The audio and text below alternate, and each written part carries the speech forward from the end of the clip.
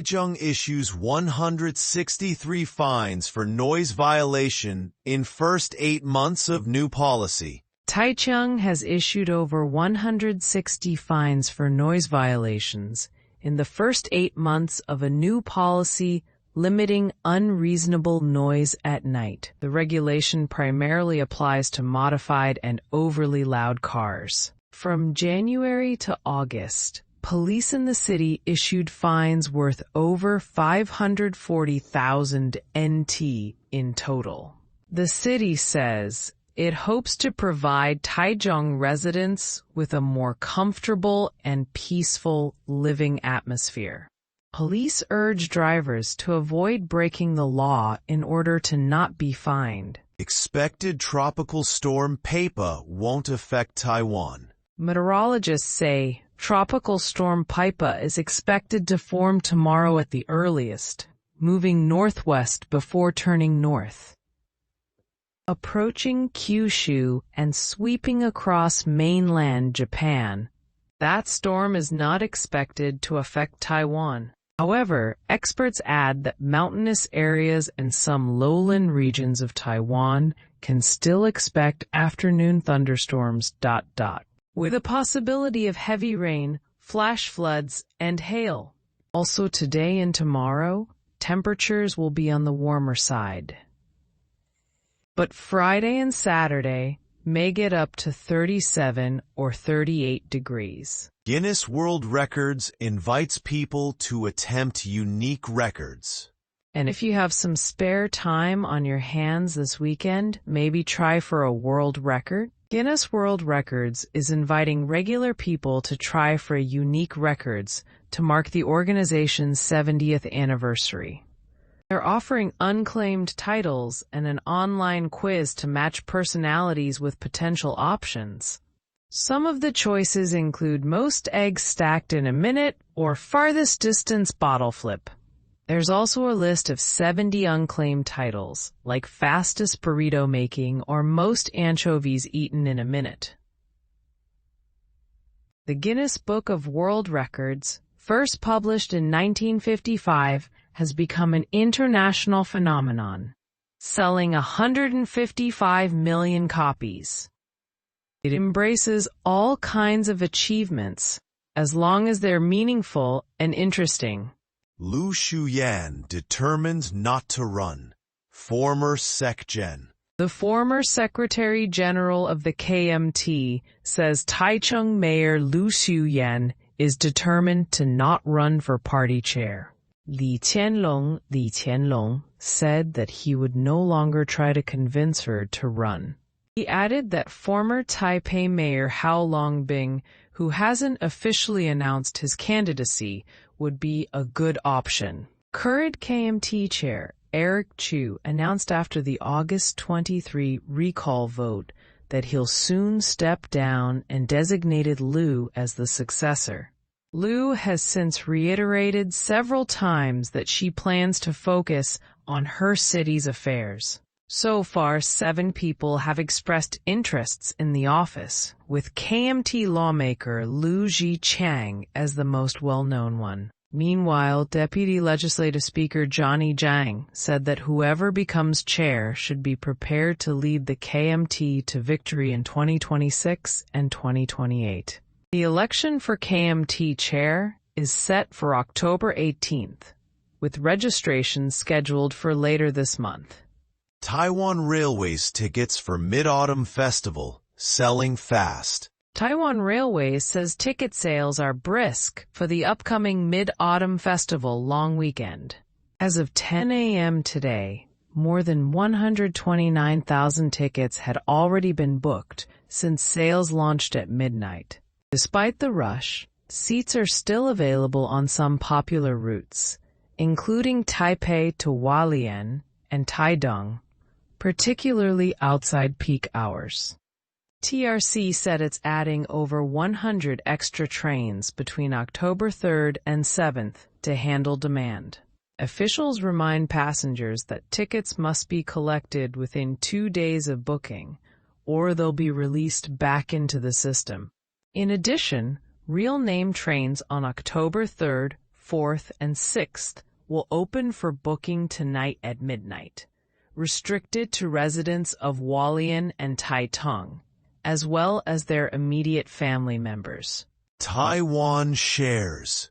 Asian shares are mostly declining, echoing a fall on Wall Street, as political uncertainty took center stage in Japan, making for cautious trading on the Tokyo Stock Exchange. In Taiwan, the TAIEX bucked the trend and rose 83 points to end the session at 24,100. But turnover was thin, at 365.7 billion NT. APML Syria Nuclear Program. First LD, right through. APML Syria Nuclear Program. First LD, right through. The UN nuclear watchdog says it found traces of uranium at a site in Syria. The location is believed to be linked to the suspected clandestine nuclear program under Syria's former president Bashar Assad. The International Atomic Energy Agency took samples last year at 3 locations related to the Deir el-Zor site that was destroyed by Israeli airstrikes in 2007. IAEA Director General Rafael Mariano Grossi presented the findings to the agency's board Monday. Syria's new government has agreed to cooperate with the IAEA, allowing further inspections and sample collection. A number of other countries in the region are pursuing nuclear energy in some form as well. Taichung issues 163 fines for noise violation in first 8 months of new. How long been on September 3rd, Armed Forces Day? Former Taipei Mayor Hao Longbin says his late father, former Premier Hao Bo-kun, had always firmly refused China's invitations for joining the September 3rd military parades. Hao Bo-kun also tried to persuade his fellow military officers not to go, making it clear that the credit for winning the 8-year Sino-Japanese War belongs to the Republic of China and must not be misplaced, confused, or distorted. He had a long and illustrious military career and served as chief aide to former President Chiang Kai-shek from 1965 to 1970, before leaving the military to become premier in 1990. In an interview with BBC Chinese, Hao Bo-chun had pointed out that Beijing's official war propaganda was wrong by calling the KMT and the Communist Party the backbone of the war against Japan. He said at the time that the 8-year war of resistance was led solely by Chiang Kai-shek, and that there was no second leader. Hao Longbin's remarks came as China held a large military parade in Beijing to mark the 80th anniversary of victory in the war against Japan. Taipei Sports Day public gyms offer free entry. Taipei is celebrating National Sports Day on September 9th by offering free entry to gyms and pools at all 12 of its sports centers. The city's Department of Sports announced a series of events to encourage people to get active, including free access to gyms and pools for that day, as well as discounts on personal training or sports equipment. Visitors may also enjoy free use of certain venues like tennis courts and batting cages at some facilities. The city is also promoting a walking challenge at the Taipei Zoo, where city residents can earn U-coins by walking designated trails. And on September 13th, the city will hold a sports carnival with family-friendly events and activities. China's guests at military parade draw attention. In world news, Chinese President Xi Jinping has hosted a military parade in Beijing to mark the 80th anniversary of the end of World War II. Leaders from about 24 countries attended, including Russian President Vladimir Putin and North Korean leader Kim Jong-un. Their presence is seen as a show of unity against the United States. Leaders from the U.S., Western Europe, Japan, South Korea, and India were absent, but Xi's guest list highlighted Beijing's growing influence in the global South and emerging economies. Other attendees included leaders from Iran, Belarus, Indonesia, and several African and Asian nations. The guest list had heavy overlap with the annual summit of the Shanghai Cooperation Organization days earlier. But there were some notable departures before the parade, including representatives from India and Turkey. Lu Xiuyan determined not to run, former Sec Gen. National Day celebration preparations entering final stage. Legislative Speaker Han Kuo-yu says preparations for this year's National Day celebrations are entering the final stage. Han chaired a planning committee meeting today, promising that this year's events will match or surpass the scale and color of last year's. A National Day concert will be held at Taichung's Fulfillment Amphitheater for the first time in 8 years. While the fireworks show will debut in Nantou along the Malua River, Han said the display is expected to draw hundreds of thousands of visitors and boost local tourism. He expressed confidence the festivities will inspire citizens, overseas Taiwanese, and international friends. Taiwan welcomes more tourists in first half of year. Taiwan welcomed almost 4.2 million international visitors in the first half of this year, up about 10% from the same period last year. The Tourism Administration says June alone saw over 600,000 arrivals, up over 6% from last year.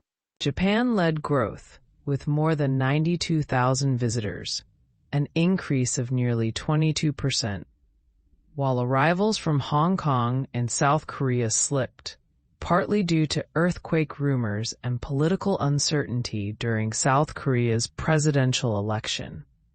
Meanwhile, visitors from mainland China nearly doubled, boosted by mini 3-links travel to outlying islands like Kinmen and Matsu.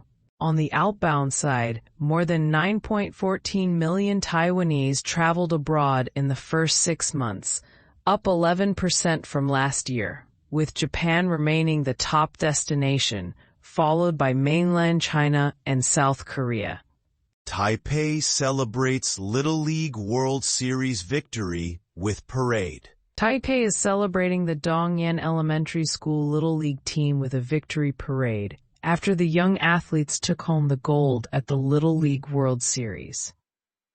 Mayor Chung Wan-an praised the team as the pride of Taipei and says they will parade through the streets of Taipei, on board a double-decker bus this Sunday.